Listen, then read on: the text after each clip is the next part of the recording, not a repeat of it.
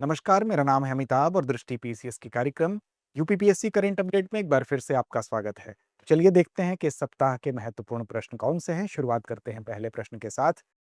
पहला प्रश्न आपके सामने है, हाल ही में बफर में सफर योजना किस विभाग द्वारा शुरू की गई है? ये योजना शुरू की गई है उत्तर प्रदेश में। अब आपको बताना है कि किस विभाग के द्वारा इसकी शुरुआत की गई है। विकल्प आपके सामने है, उत्तर प्रदेश पर्यटन विभाग, उत्तर प्रदेश वन एवं वन्यजीव विभाग, भारत सरकार पर्यावरण मंत्रालय या उत्तर प्रदेश ग्रामीण विकास विभाग। तो देखिए, ये जो बफर में सफर योजना है इसकी शुरुआत की गई है, बी विकल्प आपका सही है, उत्तर प्रदेश वन एवं वन्यजीव विभाग। अब देखिए, जब भी कोई वन्यजीव अभयारण्य होता है तो उसके बाद अगर जो मानव बस्ती होती है उसके बीच में एक ऐसा क्षेत्र बनाया जाता है जो कि बफर जोन होता है। अब इसी बफर जोन में मानव हस्तक्षेप कम हो, साथ ही साथ पर्यावरण को भी यहाँ पर संरक्षण दिया जा सके। साथ ही साथ यहाँ पर जो वन्यजीव हैं उनके आवास के लिहाज से इस क्षेत्र को इस तरह से डेवलप किया जाए कि इसका उपयोग पर्यटन के लिहाज से भी हो सके। इसीलिए बफर में सफर योजना की शुरुआत करके जो इको टूरिज्म है उसको बढ़ावा देने के लिए इस योजना की शुरुआत उत्तर प्रदेश में की गई है। इसका जिम्मा कौन संभाल रहा है? उत्तर प्रदेश वन एवं वन्यजीव विभाग। तो उत्तर प्रदेश में वन्यजीव विभाग ने बफर में सफर योजना नाम से एक नई इको टूरिज्म पहल शुरू की है। तो ये कैसी पहल है? इको टूरिज्म पहल है।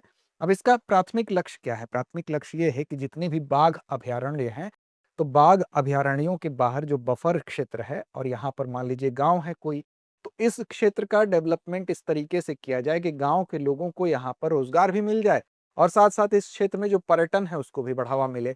तो सतत और पर्यावरण अनुकूल पर्यटन पर्यटन जो होता है उसको बढ़ावा देने के लिए इस योजना को, इस नई पहल को शुरू किया जा रहा है और इसमें स्थानीय समुदायों को इस पर्यटन क्षेत्र में ज्यादा से ज्यादा डेवलपमेंट कैसे हो सके, इको टूरिज्म को बढ़ावा कैसे दिया जा सके, इस लिहाज से ट्रेनिंग दी जाएगी ताकि उनको प्रशिक्षण और रोजगार भी, प्रशिक्षण के बाद रोजगार के अवसर प्राप्त हो सकें, जिससे कि उनका जीवन भी सशक्त हो सकता है और इको टूरिज्म को बढ़ावा भी मिलेगा। साथ ही साथ जो जैव विविधता संरक्षण है वो भी प्रोत्साहन उसका भी होगा।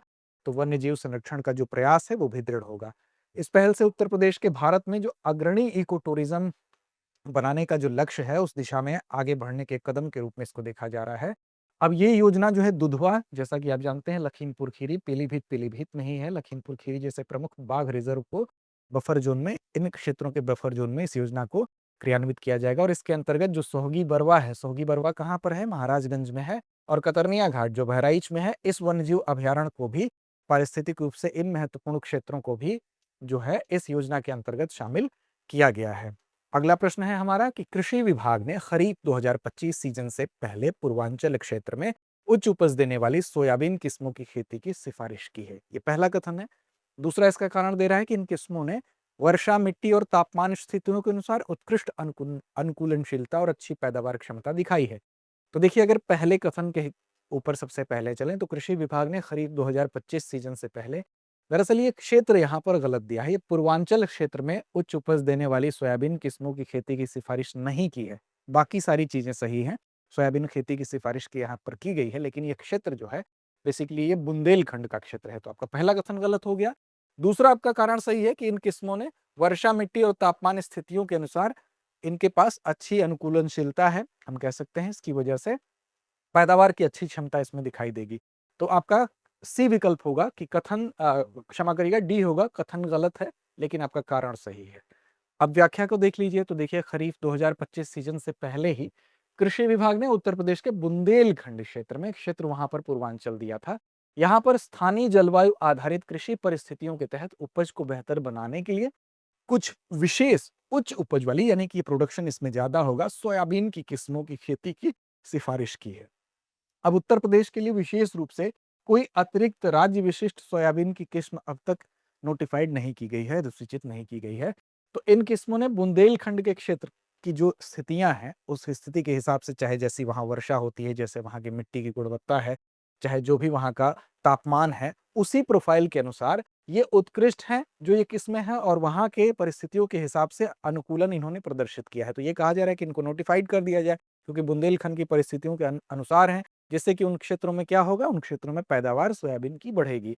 अब देखिए, ये किस्में, जो किस्में हैं मध्यम से गहरी काली मिट्टी और मानसून आधारित वर्षा पैटर्न के तहत अच्छी पैदावार देने में सक्षम मानी जाती हैं, जैसी स्थिति बुंदेलखंड पे है। भारत में अगर सोयाबीन की खेती की बात करें तो इसकी खेती कुछ प्रमुख राज्यों में केंद्रित है, जो वैश्विक सोयाबीन उत्पादन के लिहाज से अगर आप देखेंगे तो 4% का योगदान देते हैं। तो भारत में सोयाबीन, अगर वैश्विक सोयाबीन के प्रोडक्शन की बात करें तो कितना योगदान है? 4% है। प्रमुख सोयाबीन उत्पादक अगर राज्यों की बात करेंगे तो इसमें मध्य प्रदेश, उत्तर प्रदेश, महाराष्ट्र और गुजरात शामिल हैं। अब बात करते हैं अगले प्रश्न की। अगला प्रश्न है, उत्तर प्रदेश भारत में कछुआ संरक्षण के क्षेत्र में अग्रणी राज्य के रूप में उभरा है। दूसरा है, भारत में पाई जाने वाले 30 मीठे पानी की कछुआ प्रजातियों में से 10 प्रजातियां उत्तर प्रदेश में पाई जाती हैं। तो देखिए, पहला कथन बिल्कुल सही है। उत्तर प्रदेश भारत में कछुआ संरक्षण के क्षेत्र में अग्रणी राज्य के रूप में बिल्कुल उभरा है। लेकिन जो किस्मों की अगर बात की जा रही है तो भारत में अगर कुल 30 मीठे पानी के कछुए की किस्में पाई जा रही हैं, तो इसमें से 10 प्रजातियां ही नहीं बल्कि उत्तर प्रदेश में पाई जा रही हैं 15 प्रजातियां। तो दूसरा आपका गलत हो गया, पहला सही है। तो कथन आपका सही है लेकिन कारण गलत है, तो यहाँ पर सी विकल्प हो जाएगा। अब देखिए, कछुओं के पारिस्थितिक महत्व के लिए, उनके संरक्षण के लिए जागरूकता बढ़ाने के लिए 23 मई 2025 को ही विश्व कछुआ दिवस के रूप में भी सेलिब्रेट किया गया और किया जाता है। तो उत्तर प्रदेश में अगर कछुआ संरक्षण के क्षेत्र में आप देखें तो उत्तर प्रदेश अग्रणी राज्य के रूप में उभर के आया है। अब भारत में सबसे पहले कछुआ की स्थिति देख ली क्या है। तो भारत में 30 प्रकार के मीठे पानी के कछुए प्रजातियां पाई जाती हैं, जिसमें से कि 26 प्रजातियां कैसी हैं? ये प्रजातियां वन्य जीव संरक्षण अधिनियम 1972 की अनुसूची 1 में सूचीबद्ध भी हैं। इसके अतिरिक्त भारत में 5 जो है समुद्री कछुआ प्रजातियां भी पाई जाती हैं, जिसमें कि ऑलिव रिडले ग्रीन, आप जानते हैं ऑलिव रिडले ग्रीन कहाँ पाया जाता है? कमेंट करिए। कई बार इसको बताया जा चुका है और क्यों ये प्रसिद्ध होता है ये कारण भी बताया जा चुका है। कई बार परीक्षाओं में आपको ये देखने में मिलता है। फिर लॉगरहेड, हॉक्सबिल और लेदर बैक, ये सभी WPA यानी world wild life protection act 1972 की अनुसूची 1 के अंतर्गत संरक्षित हैं। तो याद रखिएगा। और अगर यूपी की बात करें तो यूपी में 30 में से जो मीठे पानी की कछुआ की प्रजाति हैं 15 प्रजातियां पाई जाती हैं, जैसा कि विकल्प में केवल 10 दिया था, इसलिए वो कारण गलत हुआ था। कौन कौन सी हैं? तो ब्रह्माणी, पाछेड़ा, कोरी पाछेड़ा, काली तोह, काला कछुआ, हल्दी बात, ये सभी प्रजातियां जो आपको दी गई हैं यहाँ पर, ये सारी उत्तर प्रदेश में पाई जाती हैं। इसका स्क्रीनशॉट आप ले सकते हैं।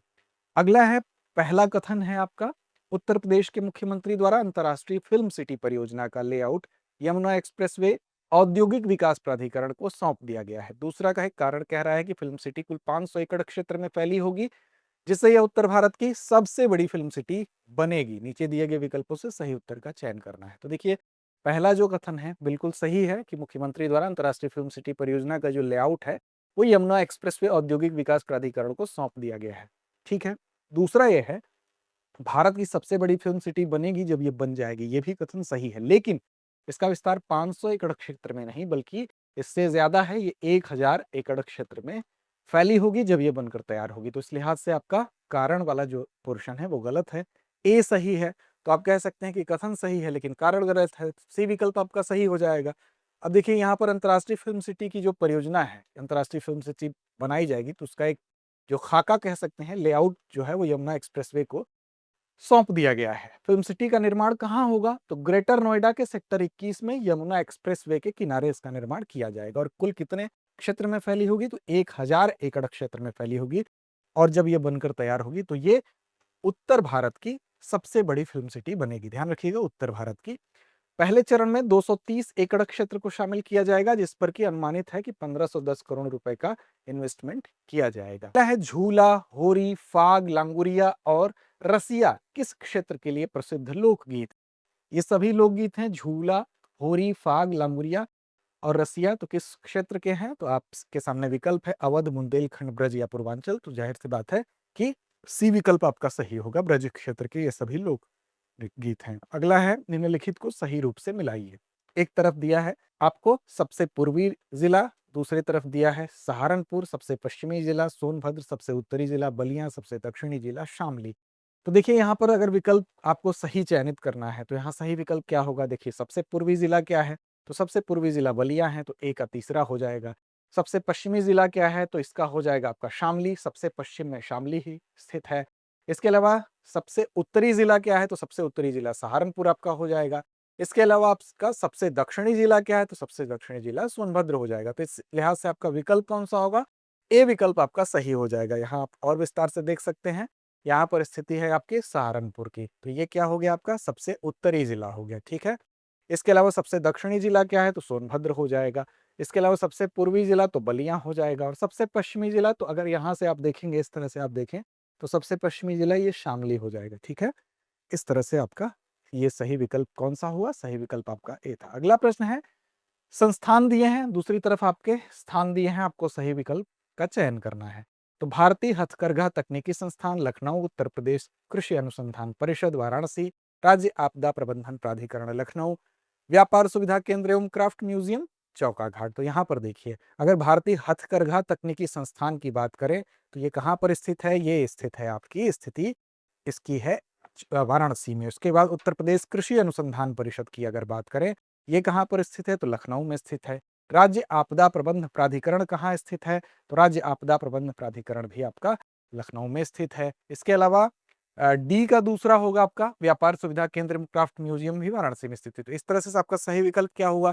सही विकल्प ए आपका हो गया। आप देखिए, भारतीय हथकरघा तकनीकी संस्थान चौकाघाट वाराणसी में इसकी स्थिति है। उत्तर प्रदेश कृषि अनुसंधान परिषद लखनऊ में है, राष्ट्रीय आपदा प्रबंधन प्राधिकरण लखनऊ में है, व्यापार सुविधा केंद्र एवं क्राफ्ट म्यूजियम वाराणसी में है। तो इसको आपको याद रखना है। अलग अलग भी ये आपसे पूछे जा सकते हैं, इसलिए इन सबको याद रखना हमारी ये कोशिश होती है कि जो करंट के प्रश्न है उसके साथ साथ स्टैटिक एक दो प्रश्न होते हैं, ताकि आपकी इन तैयारियों को भी हम साथ साथ ले चल सके, जिससे कि ये प्रश्न अलग अलग भी एक एक प्रश्न के रूप में आपसे पूछे जा सकते हैं। तो हमारा उद्देश्य ये है कि आपको ये बता दें कि किस सेगमेंट से प्रश्न पूछे जा सकते हैं, ताकि वहां पर आप जाके अपने स्वाध्याय को भी बढ़ा सके, इन चीजों को कवर कर सके। अब देखिए, एक प्रश्न आपके लिए हम दे रहे हैं अभ्यास प्रश्न के लिए, और इसकी जिम्मेदारी आप पर छोड़ते हैं कि इसका जवाब आप कमेंट बॉक्स में दें। प्रश्न है कि पैरा ट्रूपर्स ट्रेनिंग स्कूल स्थित है उत्तर प्रदेश में ही। चूंकि ये प्रश्न हमारा उत्तर प्रदेश से संबंधित है, तो उत्तर प्रदेश में इसकी स्थिति कहाँ है उसका आपको जवाब देना है। आगरा, वाराणसी, मथुरा या गाजियाबाद। तो इस प्रश्न का सही और सटीक जवाब देना ना भूलें। करते रहें, अपने लक्ष्य की ओर बढ़ते रहें।